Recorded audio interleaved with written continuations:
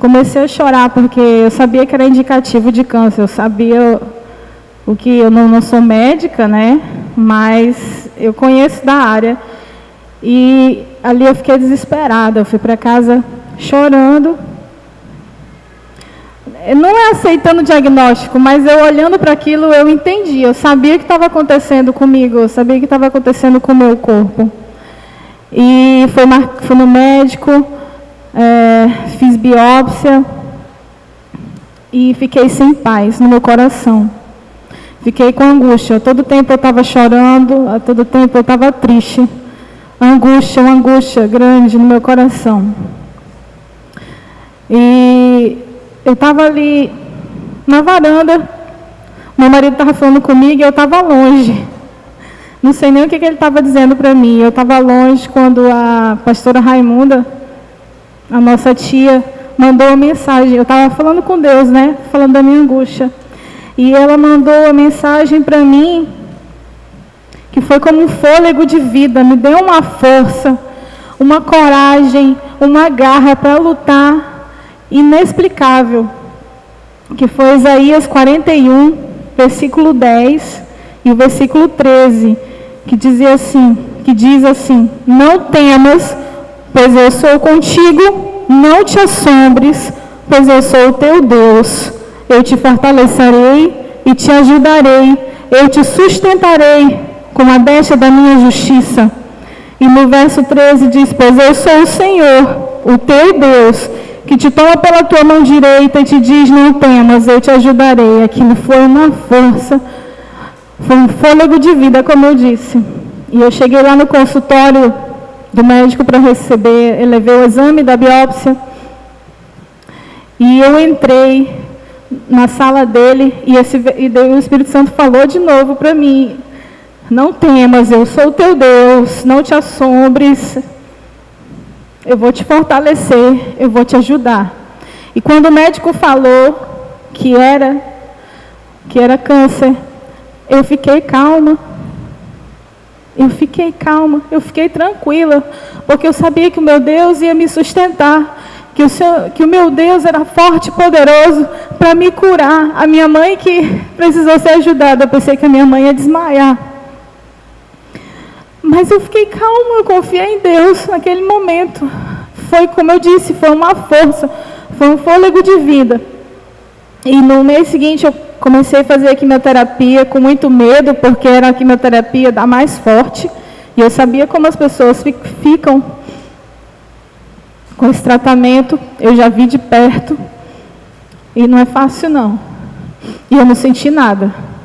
Na segunda sessão eu passei um pouco de mal, mas até hoje eu não tive grandes reações. E na terceira sessão o médico me examinou e não achou mais um nódulo.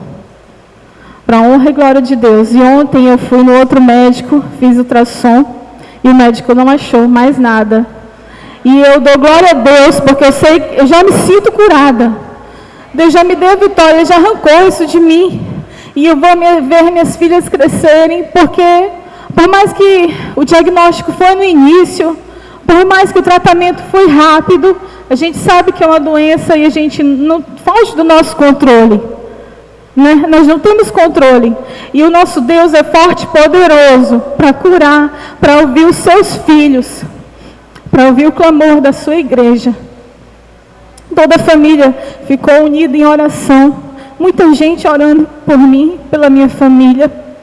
E eu creio no poder da oração. O Senhor escuta o clamor dos seus justos. E Ele dá graça. Eu vou ler aqui para encerrar. Salmo 40, do 1 ao 4, que diz: esperei com paciência pelo Senhor, e Ele se inclinou para mim, e ouviu o meu clamor. Tirou-me de um lago horrível, de um charco de lodo, pôs os meus pés sobre uma rocha, firmou os meus passos.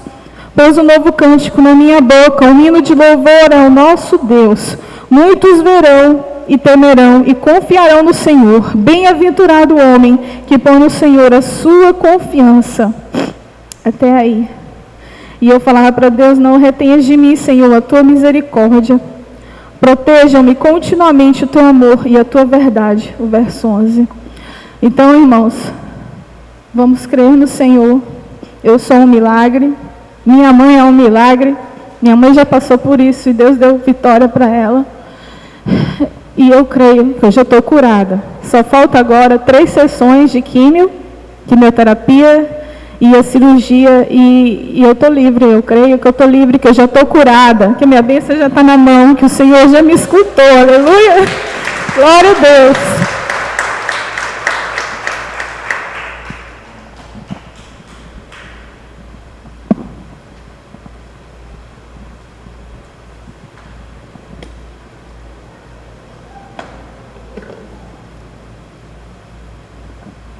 Amém, né, irmãos? Deus é bom o tempo todo Deus é bom, né? Então, graças a Deus, como foi dito aqui já, aquilo que para nós é impossível, nada é impossível para Deus, né? Então, bem-aventurado aqueles que traz diante de Deus os seus problemas e pedir, né? Vamos pedir que Deus nos dê o livramento, a bênção, a solução dos nossos problemas. Então, para isso que os passos de fé foram instalados aqui na igreja, para que os irmãos tragam suas demandas, né? Nós temos que buscar socorro em algum lugar. O lugar mais certo é na presença de Deus, né?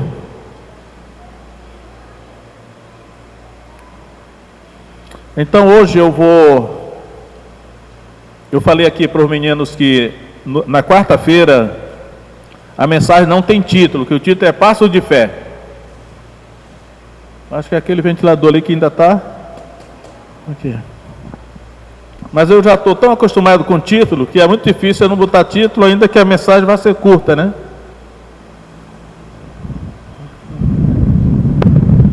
Então, a minha mensagem hoje pode ter vários títulos. Um deles é a tomada de Jericó. Mas o título mais específico mesmo é o poder do número 7. E aí nós vamos ler em Josué capítulo 6.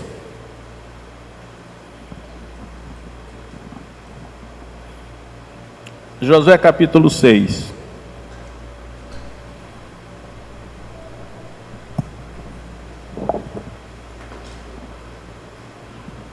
Diz o seguinte: ora, Jericó estava rigorosamente fechada por causa dos filhos de Israel.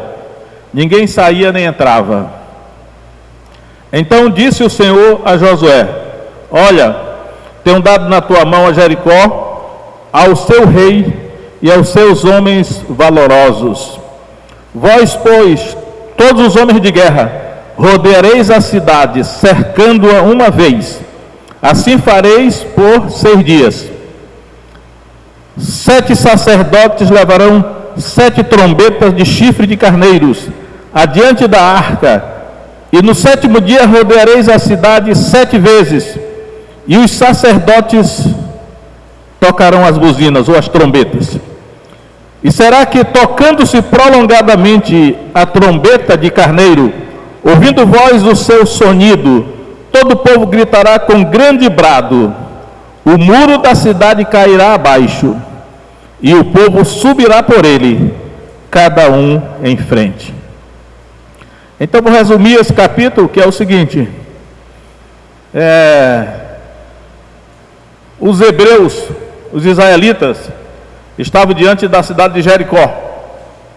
Era a primeira cidade na terra de Canaã que eles teriam que conquistar aquela cidade. Só que as cidades, elas eram muradas, né? Naquele tempo as cidades eram fortalezas.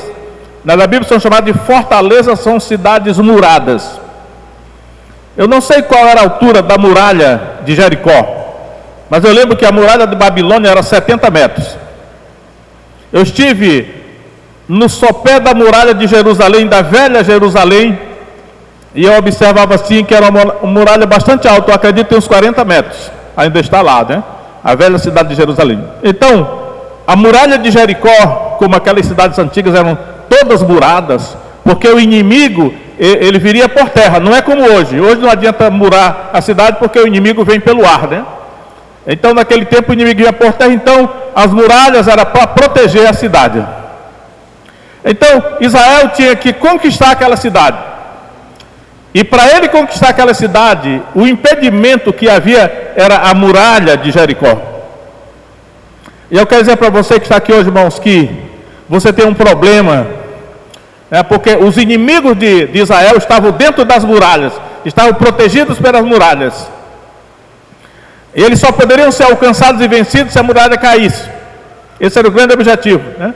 Quer dizer para você que, embora você não veja, mas você também tem um inimigo. E é o inimigo que está colocando contra você esses problemas, né? Toda aflição, todo problema que você está passando, o inimigo está colocando em cima de você. Só que esse seu inimigo, ele está protegido por uma muralha. Eu tenho orado a Deus, você, Senhor, faz com que caia a muralha de proteção dos meus inimigos, para que eu possa entrar e derrotá-los. Então, era o caso aqui. Então, o problema era que a muralha tinha que cair. E aí eu vou destacar o primeiro ponto. O primeiro ponto dessa mensagem é o seguinte, olha. A solução dos problemas tem caráter sobrenatural. Então, não pense que o problema que você está enfrentando é um problema de ordem meramente humana, física, material, temporal. A solução do seu problema tem caráter sobrenatural. Só o poder sobrenatural de Deus intervindo na sua vida é que pode destruir a proteção dos seus inimigos para solucionar o problema. Que era o caso aqui. A muralha de Jericó não poderia cair por meios naturais. Por mais que Israel tivesse milhares de homens, milhares de guerreiros, mas eles jamais conseguiriam destruir aquela muralha. Eu lembro que sobre a muralha de Babilônia, os estudiosos dizem que a muralha de Babilônia era tão larga que cabia 2 carros, um ao lado do outro. E havia 2 muralhas, era uma muralha dupla. Se você derrubasse uma, ainda tinha mais uma. Então, irmãos, a muralha de Jericó representa a proteção dos seus inimigos, né? E para que essa muralha caia, tem que haver uma intervenção sobrenatural da parte de Deus. Se nós retornarmos um pouco antes aqui, no final do capítulo 5 de Josué, quando Josué estava no sopé da muralha de Jericó, a Bíblia diz que apareceu diante dele um homem com a espada nua na mão, acho que na mão direita. Aí Josué se aproximou dele e falou assim: tu és dos nossos ou dos nossos inimigos? Ele disse: não, mas venho como príncipe do exército do Senhor. E aí ele disse assim: tira a sandália dos teus pés, porque o lugar em que tu estás é terra santa. Eu creio que aquele personagem que apareceu para Josué era o arcanjo Miguel, né? E naturalmente o arcanjo Miguel não anda só, né? O arcanjo Miguel estava ali com um exército de anjos, só que eles estavam todos invisíveis. E o arcanjo Miguel só apareceu para Josué, para que ele não tivesse medo, apareceu no ar de um. E a partir dali, os anjos que estavam ali naquele lugar, por ordem de Deus, eles iriam resolver o problema, porque eles sabiam também que os inimigos que estavam dentro da cidade de Jericó, eles estavam com o poder sobrenatural da parte do mal, dos anjos caídos. Então eu quero dizer, irmãos, que se trava um conflito espiritual, o problema que está lhe afligindo hoje, ele tem origem sobrenatural da parte do poder das trevas, e ele só pode ser resolvido por uma intervenção sobrenatural de Deus. Essa é a primeira convicção que nós temos que ter em nossa mente. Em segundo lugar, outro princípio que eu quero destacar aqui é o seguinte: Deus só age por meio de obediência, né? Deus só age por meio de obediência. Quando nós fazemos aquilo que Deus mandou, Deus intervém de maneira sobrenatural. Deus derruba as muralhas do nosso inimigo, né? Sabemos aqui que a muralha de Jericó caiu, né? Por maior que fosse a muralha, mas ela caiu. E uma vez quando a muralha caiu pela intervenção de Deus, os inimigos de Israel foram expostos, e eles puderam entrar e destruir os seus inimigos. Então, mas Deus responde à obediência. Israel só derrotou os seus inimigos, só derrubou a muralha, porque obedeceu o que Deus mandou. Porque a Bíblia diz que Josué fez do jeito que Deus mandou. Em qualquer lugar da Bíblia, quando você vê Deus agindo, é porque alguém obedeceu o que Deus mandou. E o que Deus mandou está aqui na Bíblia, está aqui no livro, o livro de Deus, né? Às vezes Deus pode falar fora da Bíblia, Ele pode falar, né? E aí nós temos que identificar quando Deus está falando conosco fora da Bíblia. Mas mesmo Ele falando conosco fora da Bíblia, Ele segue os princípios da Bíblia, né? Mas nós temos que ter em mente isso, olha. Nós temos que obedecer a Deus para que Ele possa intervir e Ele possa destruir a muralha que protege os meus inimigos para que eu possa derrotá-los. E às vezes a obediência a Deus é uma coisa simples, tipo assim, vir ao culto. É um ato de obediência, né? Nem todo dia nós estamos com vontade de vir para o culto, né? Não estou com vontade de ir para o culto, né? Muitas vezes não tem vontade, mas para obedecer a Deus, para honrar a Deus, eu vou para o culto. E Deus sabe que nós estamos obedecendo a Ele, disse aqui, né? Então sempre tem que haver algum ato de obediência da nossa parte, porque a obediência é fé, né? Porque nós obedecemos pela fé. O que é fé? É nós acreditarmos que aquilo que Deus está dizendo na Escritura, ou até fora da Escritura, é verdade, é a verdade, né? E que Ele, sendo a autoridade, Ele quer ser obedecido. Então nós temos que estar com o nosso coração predisposto para obedecer aos comandos de Deus. Em terceiro lugar, irmãos, o outro princípio que eu quero destacar aqui nesse texto é que os princípios revelados têm que ser seguidos. A Bíblia aqui revela princípios, né? Princípios, a Bíblia é sobrenatural. Por mais que os homens estudem, por mais que os cientistas estudem, eles jamais chegarão nem perto do conhecimento de Deus, né? Da multiforme sabedoria de Deus, da criação de Deus. Tem muitos segredos, muito mistério, que nós só saberemos se Deus revelar. E aí eu quero dizer aqui que nesse texto, não só nesse texto, mas em toda a Bíblia, é por isso que eu coloquei assim, o poder do número 7. O poder do número 7 é uma revelação de Deus. Ainda que Deus possa não dizer claramente, mas Ele revela desde o início da Bíblia que o número 7 é o número sagrado, que tem um poder muito grande envolvido nele. Então, por exemplo, quando Deus começou a criação, Ele fez a semana com 7 dias, né? E o número 7 vai aparecendo por toda a Bíblia.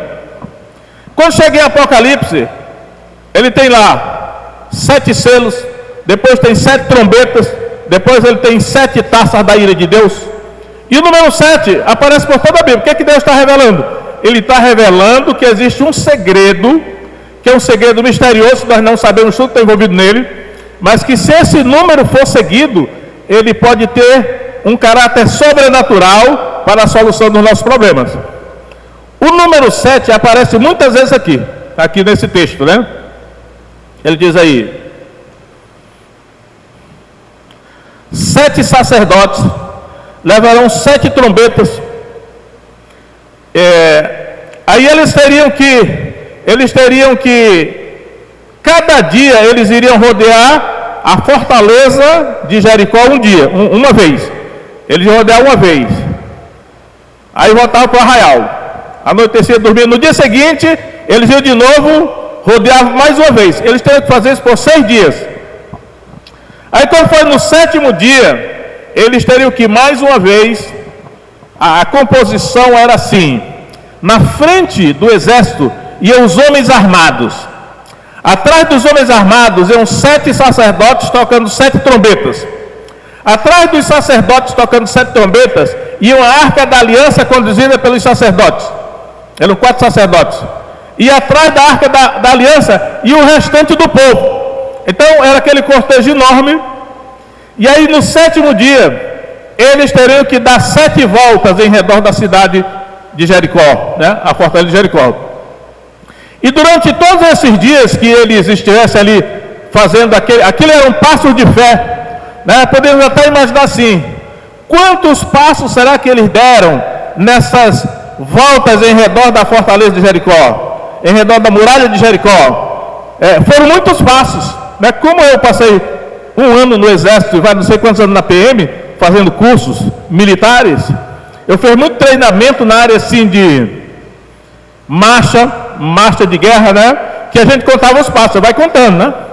1, 2, 3, aí quando chegar lá no final, 500 passos eu já dei. Então tem essa prática, né? Contar quantos passos você vai dar. Então, se nós fôssemos contar os passos de fé que Israel deu em redor da cidade, cada dia rodeando uma vez, no 7º dia rodeou 7 vezes a cidade. 7 vezes a cidade. E eles não poderiam falar, né? Durante essas voltas, que ninguém poderia falar nada, tinha que ser em silêncio. Observe mais a obediência do povo, né? A pessoa que gostasse muito de falar, teria que se controlar e ficar calado, porque não podia falar nada. Aí quando foi no 7º dia, depois que eles deram a 7ª volta, aí Josué disse, gritai. E aí eles começaram a gritar, né? Todo o povo, imagino, aquela multidão gritando ali em redor daquela cidade. Eu acho que o pessoal de Jericó, os inimigos de Israel, olhavam para eles assim e deviam começar a rir, né? Pô, já rodearam tantas vezes aqui, não aconteceu nada. Agora estão gritando. Que coisa é essa que eles estão fazendo aí? Eles não acreditaram, é possível que tenham zombado. Só que é o seguinte, eles estavam obedecendo ao comando de Deus.